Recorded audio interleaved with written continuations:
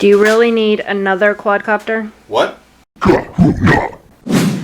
If you've watched some of my past frame reviews, you've seen the LS-210. In fact, I have an LS-210 here that is built, and this is currently one of my fastest quadcopters that I have flown in races.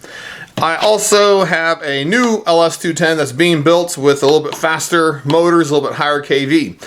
This is a LS-150, and the size difference between these isn't that great, except for that this one cannot run 5-inch propellers where this one can. The weight difference is just a few grams. Anyway, LS-210, LS-150, and today, the LS-150. It comes in this nice pop box like this. In fact, just a little bit of backstory. My first LS-210 came in a box like this also. The second one I bought did not come like this, and also, the difference is this one has a gloss or a flat finish, or matte finish, and this new LS-210 frame here, you can see it's nice and glossy. I don't know why the change, but whatever. Here's the LS-150, and this comes with the frame, and comes like the original one where it has a power distribution board in it. So let me get this open, and we'll start taking a look at it. Included with the LS-150 is the main plate, the upper plate, the camera mount, and then the 2 side mounts for the camera, the power distribution board, and this little bag of goodies. These little spacers are the same size as the LS-150 and the 210. The power distribution board itself is a little bit different this time. It only has a 5-volt output up here on the top. There's no more 12-volt output on this anymore.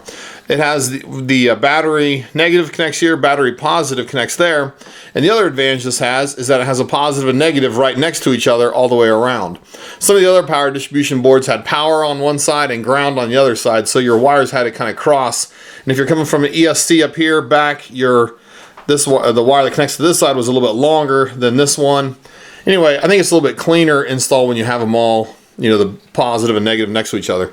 It also has an LED connection here and has a little switch here. And some people say the switch fails real easy. Well, if you don't flip it every time you fly or every time you mess with it, it'll hold up. Mine on my LS-210 I'm flying still works fine.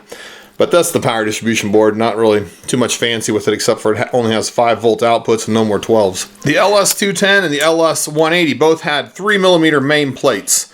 This one here, the main plate on the LS-210 is almost 2mm, which is a little bit thinner than the other one, so they probably did that for the weight because it is a 150. The main plate on this one is 94. The LS-210 and the 150 both had 1.5mm plates, and these ones are probably 1mm also, 0.94. Anyway, those are all the same. So let me get this thing assembled, and we can see how much this weighs compared to the other ones. So here's the 150 fully assembled. It actually went together pretty much identically to the other ones. There's not a lot of difference here. The up here I did finally pick up some grommets to go in here, so that'll be kind of nice. This one actually has one in there right now. I just stuck it in.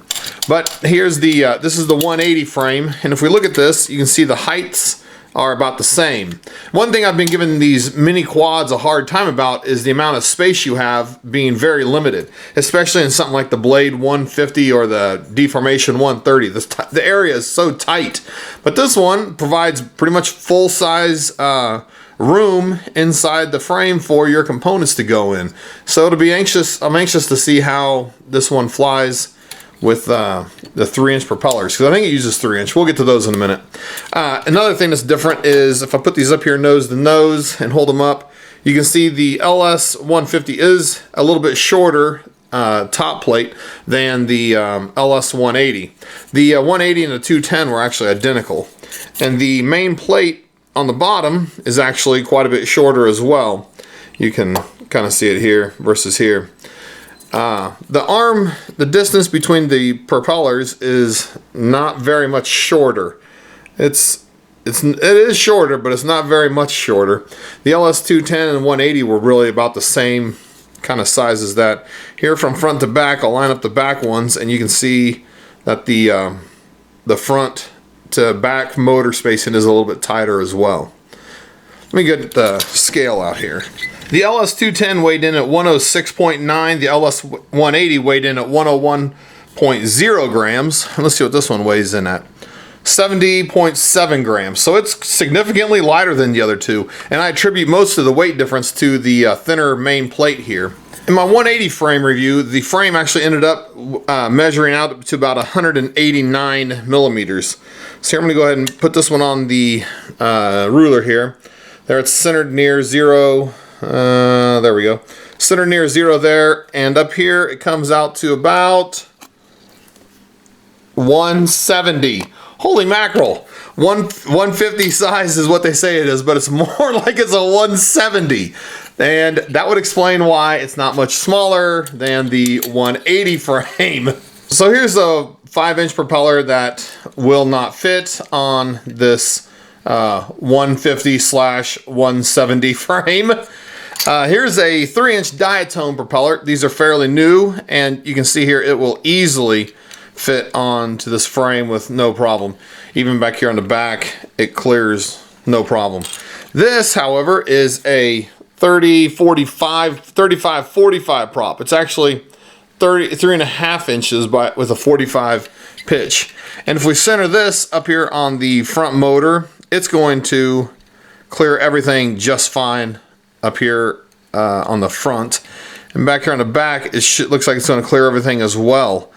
So this will be the first frame I've actually seen where I can actually use these 35-45s. I bought these for the 150, but they were actually too big, and I had to actually cut a couple of them down so they would fit. But a 35-45 fits this 150 frame. That's kind of interesting.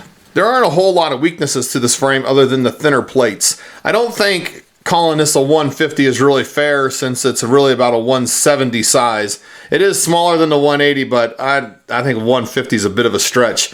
This one on the bottom, it has the larger hole in the middle, just like the other two did, except for these holes on the bottom have been shrunk a little bit, so they're not quite square like they were on the 180 here.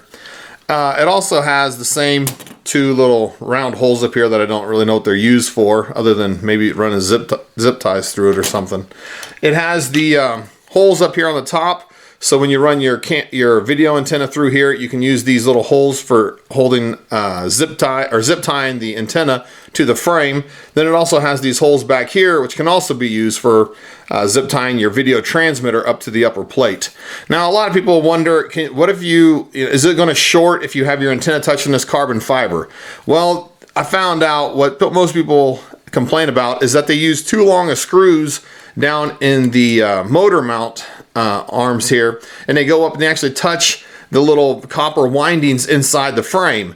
And so if you are inside the motor, so if you actually have that happening and you have this shorted up here, well, that allows another place for the electricity to come from the motor through the frame up and ground up here. The answer is don't use screws that are too long. If you have to order some that are a little bit shorter, wait for them to come in. Use the right size screws for your arms. Don't let them touch the windings. Most people, I think, are pretty good about not letting the power distribution board short out to the frame, but I don't think people care or notice or think about their motor windings grounding to the frame. You don't want that to happen because that would just be bad things all around and you're gonna have problems and not know why. So here's the LS-150 sitting next to my Deformation 130, and just its size without any props on it makes this deformation look really small. Here it is sitting next to my Blade 150, and again, this just looks a little big, but I guess that's to be expected seeing as how the motors are actually 170 and not 150. If I ever get around to building this out, I'm not really sure which motors I'd actually recommend. I like the idea of some 1806 motors that can spin 2700 kV. I think they'd be pretty nice on here. I think the 1306 motors would be too slow unless you got some 4000 kV ones.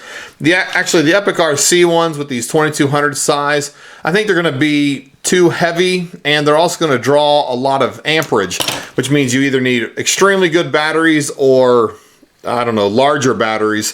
But for this frame, you aren't going to really want to use larger batteries. You're going to want to stick with the smaller ones, like 1000 and smaller. Anyway, I think 1306 4000 kV is probably the right answer for this. I haven't ever tried those with 3.5-inch propellers, but it would be kind of interesting to try. Anyway, this is the LS-150. If you have any questions about this, leave them in the comments and I'll try to help you out as best I can. And as always, Thanks for watching.